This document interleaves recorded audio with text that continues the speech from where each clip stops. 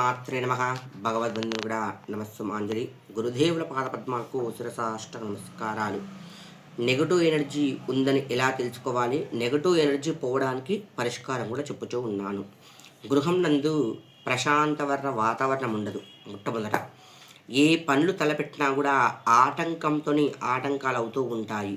అంతేకాకుండా సంతానం కూడా అనుకూలంగా ఉండదు. నిద్ర అనేది ప్రశాంత వాతావరణంతో ఉండదు. చీటికి మాటికి దంపతుల మధ్యలో కానీ సంతానం దగ్గర కానీ గొడవలు అవుతూ ఉంటాయి. ఇలా జరగకుండా గృహం నందు ప్రశాంతమైన వాతావరణం ఉండాలి అంటే కనుక దారిద్ర్య నాశన సూత్రం ఉంటుందన్నమాట. అంటే కనుక జ్యేష్ఠాదేవి అనుకూలంగా పోవడానికి, లక్ష్మీదేవి కటాక్షించడానికి సూత్రం ఉంటుంది. ఈ సూత్రము కనీసం 41 రోజు కానీ, 27 రోజులు కానీ, 21 రోజు కానీ, 11 రోజులు కానీ పఠించాలి. స్త్రీ కానీ పురుషుడు కానీ, యజమాని కానీ యజమానురాలు కానీ ఎవరన్నా పఠించవచ్చు, లేకపోతే సంతానం కూడా పఠించవచ్చు. ఎలా చేయాలి పూజ విధానం అంటే కనుక ప్రాతకాలంన సూర్యోదయం మునిపే గృహమంతా నీటిగా శుభ్రపరచుకొని గుమ్మానికి నీటిగా పసుపు కుంకుమతో అలంకరించుకోవాలి. గుమ్మం పైన ఎర్రని పువ్వులు పెట్టి ఆ గుమ్మం దగ్గర మట్టి ప్రమిదలు తీసుకొని కొద్దిగా కల్లుప్పు, ఒక నిమ్మకాయ కట్ చేసి డొప్పలాగా చేసి ఉల్టా చేసి దాని లోపల ఆముదం నూనె పెట్టి ఆవాల నూనె పెట్టి దీపం వెలిగించాలి. రెండు పక్కల పెట్టేసి ఇంట్లో ఉన్న దేవతామూర్తిని ఇంటికి అర్చించుకొని కొద్దిగా మిశ్రి, బెల్లం కానీ పండు కానీ నైవేద్యం పెట్టాలి దేవుళ్ళకి.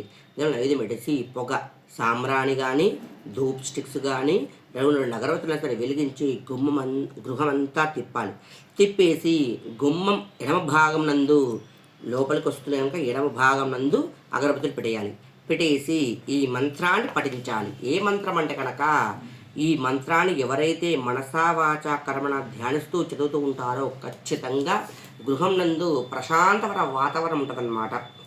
మంత్రం ఓం హ్రీం త్రిభువన పాలిన్యే మహాలక్ష్మి అస్మాకం దారిద్రం నాశయ ప్రచురం ధనం మే దేహి క్లీం హ్రీం శ్రీం ఓం. ఈ మంత్రాన్ని 1008 సార్లు కానీ 108 సార్లు కానీ కనీసం 54 సార్లైనా సరే చదవండి. చదివి గృహంలో ఉన్నవారు ఎవరైనా సరే ఒక నల్లని కుక్కకి కొద్దిగా ప్రసాదం పెట్టండి. కుదరని ఎడల ప్రశాంతంగా ఆవుకు కానీ ఎవరికైనా సరే గోదేవతకు పెట్టేందుకు చాలా శ్రేయస్కరము. కుక్కకు కానీ గోమాతకు కానీ ఒక అరటి పట్లైనా సరే సమర్పించండి. మొత్తం 21 రోజు చేస్తే ఒక 5 రోజులు పెట్టినా సరే, ఒక 3 రోజులు పెట్టినా సరే, 41 రోజులు చేస్తే అవకాశం బట్టి చూసుకొని పెట్టండి. ఖచ్చితంగా అదే పని మీద పోయే పనులు ఏమీ లేవు. అవకాశం ఉంటే కనుక నివేదించండి. కావున ప్రతి ఒక్కరు కూడా ఈ మంత్రాన్ని పఠించండి. మనసా వాచా కర్మణ ధ్యానించండి. ఆ జగదీశ్వరి యొక్క కరుణా కటాక్షాలు అందరిపై ఉండాలని మనసా వాచా కర్మణ ధ్యానిస్తూ ఉన్నాను.